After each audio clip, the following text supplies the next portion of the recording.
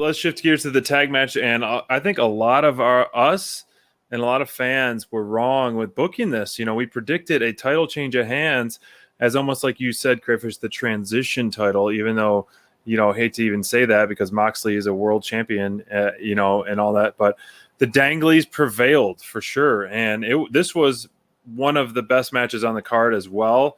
The huge pop for the Wild thing, man. You knew the crowd was going to go wild, and there's an absolute huge pop. And not only huge pop for the Wild thing, I feel like Eddie was getting the chants going, the Eddie chants nonstop, and it was insane. And I loved it, man. I love seeing it.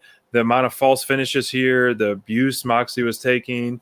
I mean, there's so many funny moments. Such as the little nuances, the Young Bucks typically doing the shield mocking, that tombstone pile driver on the ramp to Moxley. Jeez, man, did he ever go off on that? Is for sure, man. Like, what did you think about it? Yeah, now is the time to discuss a match that I felt like was really, I guess, wrong. I thought that Moxley and Kingston were going to take this one, and I felt like the way that the AEW's tag team division is shaping up right now is, to me, it's hard to see post this match. I felt like this was the reason why I picked Moxley and Kingston, even though I feel like the Young Bucks are doing the best work of their career, SPD. Like, at least certainly they're the best in this run in AEW. I feel like they're hitting on all cylinders right now. I thought that the overall way that this division is shaping up, you look at the Bucks have beat the Acclaim. They've beaten the Varsity Blondes. They retired SCU. They beat FTR. I felt like this was a moment where it would have been smart. You created this super team, this super group of Eddie Kingston and Moxley, two super over baby faces that get a real organic response out of the crowd. I was we talk about pops, Moxley and Kingston, their pop, the crowd it was really cool to see Kingston be able to experience such huge reactions to his work, because he's been like an unsung hero, especially in this storyline. Bonds, you and I have talked a lot about it.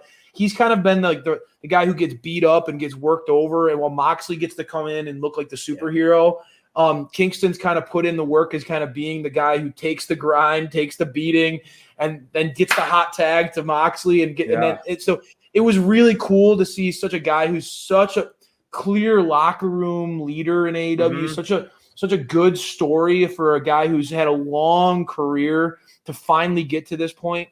It would have been really cool to see Moxley and Kingston take this one, freshen up the division, shake things up a little bit, throw the Elite on their heels a little bit too, right? Like, it would have been, I feel like that would have been a perfect opportunity to go that path. They didn't. Yeah.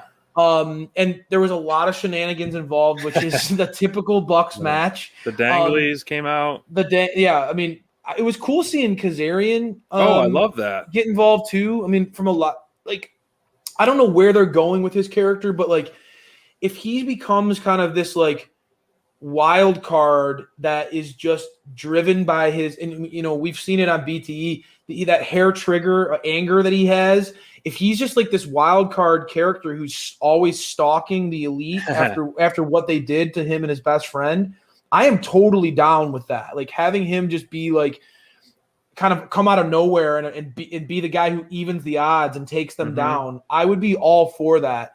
I was just surprised. Clearly, I picked Moxley and Kingston. I wasn't expecting that to happen. I think that, obviously the Bucks are killing it, Bonds. You love what the Bucks are doing, but you picked Moxley and Kingston to win as well. What were your takeaways from the overall match? Again, this is another one of the matches that I thought they absolutely killed it. But I was a little surprised. I thought that they were going to go in a different direction. Obviously, with my bingo card, I expected Mox and Kingston, especially with that pop they got, and everything just kind of seemed like the writing was on the walls for some sort of change here. But Right. I think that the match, while it was awesome, I'm questioning like who's gonna take these guys out now. Yeah, where do they go from here? Yeah, where do they go from here? Like they've beaten everybody, Right.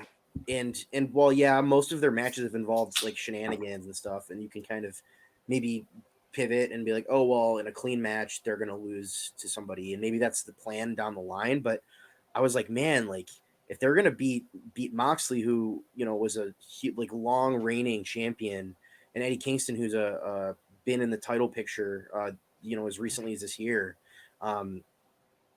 What's the game plan here? Because these guys are just like on fire. They're on a different level.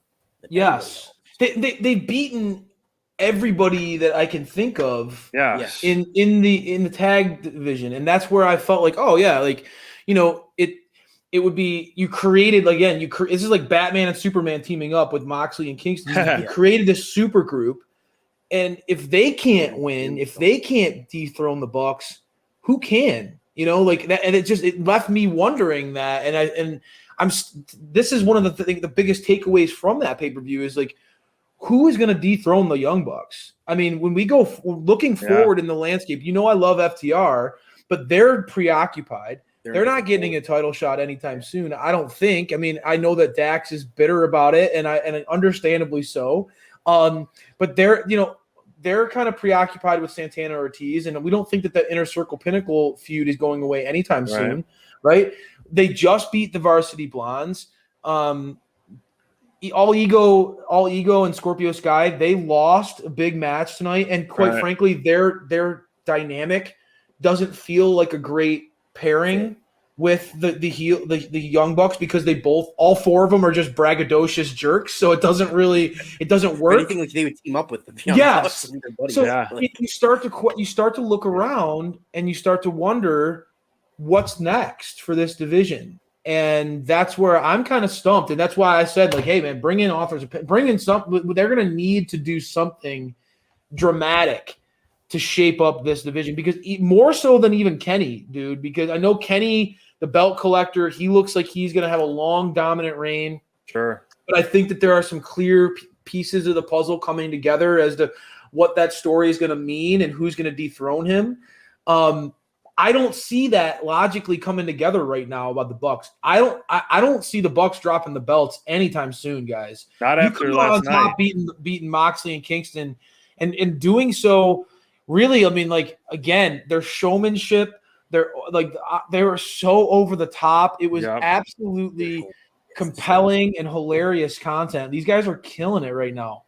They definitely are. I mean, it took 4 BTE triggers to put down Mox, and that is just absolutely brutal. Oh. And I don't think I've seen, one real quick before we switch to the Battle Royal, that a 450 splash by Young Bucks before. I don't know. Correct me if I'm wrong, but I don't think I've seen that out of them in AEW yet. But it was just another part of their arsenal, man. This was great. And, I think we could discuss this on a Friday Night Flights, even though we're doing a live watch along again this week.